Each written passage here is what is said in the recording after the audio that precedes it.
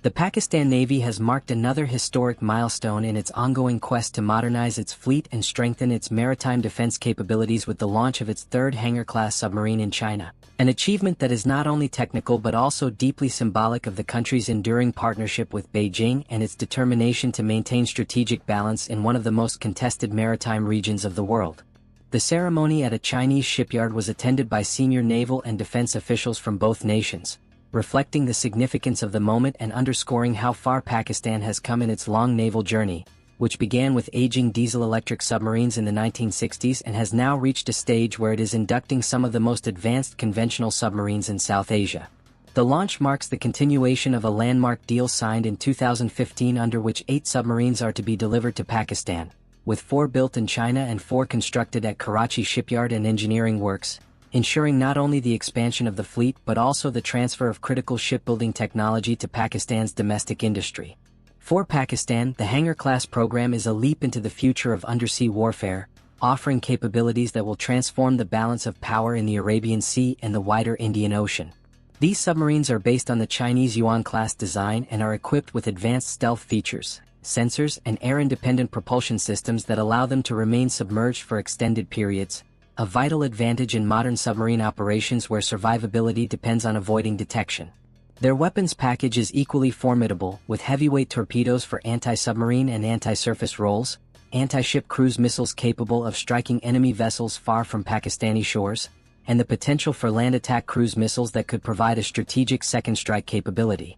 This mix of endurance, stealth, and firepower makes the Hangor-class a true game-changer for Pakistan's naval doctrine, which has historically relied on submarines as an asymmetric counterweight to the larger Indian Navy.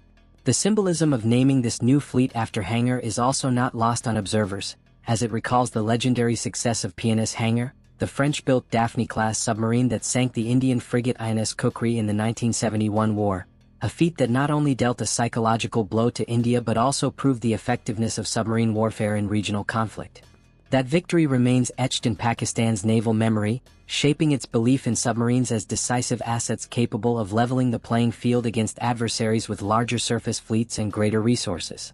From the days of PNS Ghazi in the 1960s to the induction of the Augusta 90B class in the 1990s, Pakistan's submarine force has been at the heart of its maritime strategy, and the Hangor-class now represents the natural progression of this legacy into the 21st century. The significance of the Hangor program, however, goes beyond hardware and extends into the realm of geopolitics.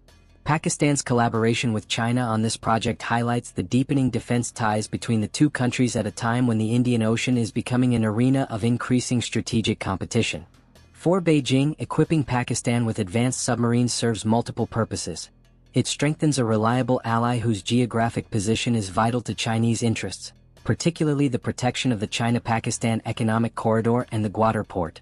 It provides China with a foothold in the Arabian Sea, a region critical for its maritime energy routes, and it counters the growing influence of the United States and India in the Indo-Pacific, where the Quad powers have been intensifying their naval presence.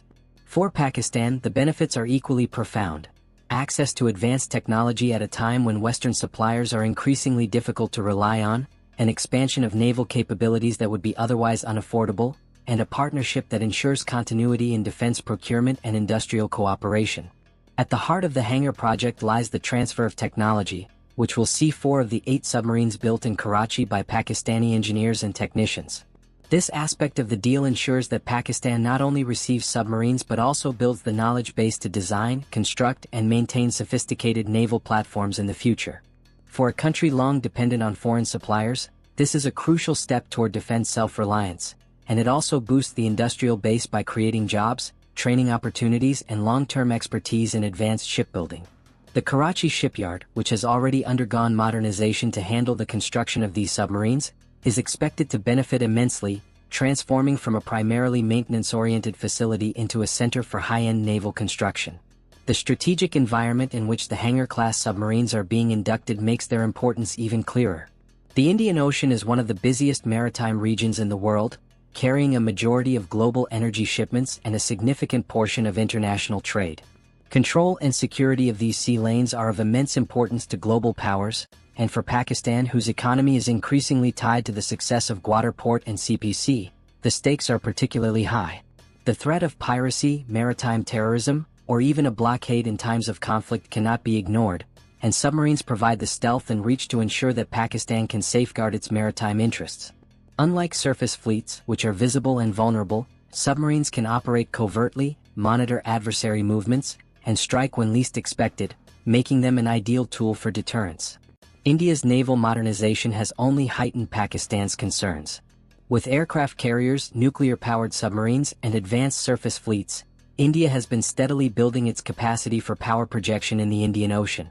Its strategic cooperation with the United States, Japan, and Australia through the Quad has given it access to intelligence, surveillance, and reconnaissance support that enhances its maritime domain awareness.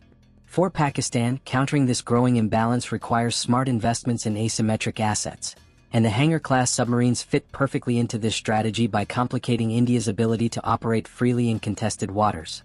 A single submarine lurking undetected can tie down entire surface fleets, forcing adversaries to divert resources into anti-submarine warfare and limiting their operational flexibility. Beyond India, the presence of other global players in the Indian Ocean, such as the United States with its Fifth Fleet, and increasingly China with its growing blue water navy, creates a complex web of competition and cooperation. In this environment, Pakistan's enhanced submarine fleet gives it leverage and ensures it is not sidelined in regional security dynamics. The submarines also contribute to collective maritime security by providing capabilities that can be used against piracy and other non-traditional threats, though their primary role remains deterrence against state adversaries. The launch of the third Hangor-class submarine also carries economic and strategic symbolism connected to the Belt and Road Initiative. Waterport, the crown jewel of CPEC, sits close to the Strait of Hormuz, through which a significant portion of the world's oil passes. Its security is therefore not only a national interest for Pakistan but also a global concern. By bolstering its submarine fleet, Pakistan signals that it is capable of protecting these critical waters, reassuring partners and investors of the viability of its economic projects. In times of peace, the presence of advanced submarines acts as a stabilizing factor by deterring aggression. In times of conflict, they provide the offensive and defensive means to secure national lifelines. Reactions to the Hangor-class program vary across the region. India has expressed concern over Pakistan's growing submarine fleet, fearing that it could alter the balance of power in the Arabian Sea. The United States, while not openly opposing the program, views it through the prism of China's expanding influence in South Asia and the Indian Ocean, where it is wary of Beijing's military and economic footprint. China, meanwhile, celebrates the program as a successful export of defense technology and a strengthening of its all-weather strategic partnership with Pakistan, which continues to serve as a cornerstone of Beijing's South Asia policy. Looking ahead, the full induction of all 8 Hangor-class submarines by the end of this decade will give Pakistan one of the most formidable conventional submarine fleets in the region, enhancing its ability to protect sea lanes, project power, and maintain strategic deterrence.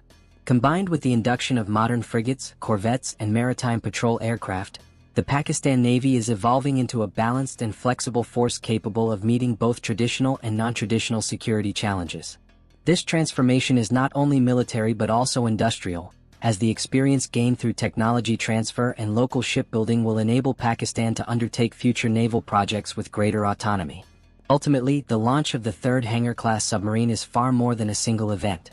It is a milestone that connects the heroic legacy of PNS Hangor in 1971 with the strategic imperatives of the 21st century.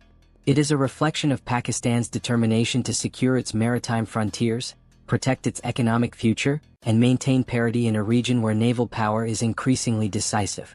It is also a testament to the depth of the Pakistan-China partnership, which continues to reshape the strategic landscape of South Asia and the Indian Ocean.